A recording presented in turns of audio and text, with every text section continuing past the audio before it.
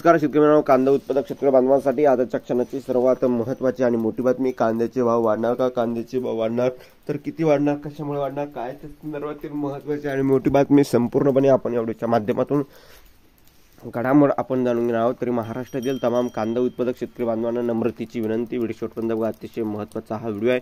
Video जर आवडला तर नक्कीच लाईक करायला विसरू नका. चॅनलवरती नवीन असाल तर या ठिकाणी बघितलं हवामान आपल्या व्हिडिओ चॅनलला सबस्क्राईब करून जसं बेल आयकॉन म्हणजे घंटा वाजवू नका, जेणेकरून नोटिफिकेशन तुमच्यापर्यंत पोहोचत असते. सध्याची स्थिती, सध्याच्या अपडेट जाणून घेऊ शकता. तुम्ही स्क्रीनवर बघू शकता. कांद्याची आवक कमी असतानाही भाववाढ, कांदा होईना भाववाढ कांदा बघू शकता. महत्त्वाची अपडेट.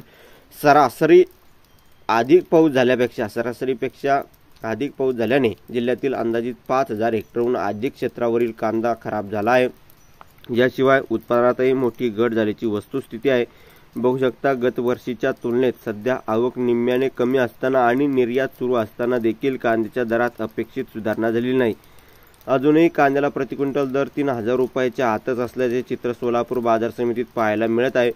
सोलापूर कृषी उत्पन्न बाजार समितीत सोलापूरसह नाशिक, धाराशिव, पुणे, सांगली, कोल्हापूर, कर्नाटक, विजयपूर, कलबुर्गी येथून कांदा विक्रीसाठी येत आहे. पण सोलापूर जिल्ह्यातील बंगळूर बाजारात मोठ्या प्रमाणात कांदा विक्रीसाठी नेला जातो आहे. त्या ठिकाणी 5 ते 6,500 रुपयापर्यंतचा प्रति क्विंटलचा भाव मिळाल्याने अनेक शेतकरी सांगत आहे.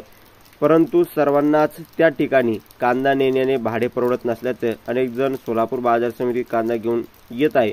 आवक कमी होत असल्याने आणि प्रदेशात कांदा निर्यातही सुरू असल्याने या आठवड्यात महिन्यात भाव वाढेल ही शेतकऱ्यांची आशा पोल ठरत असल्याचं चित्र पाहायला मिळत आहे.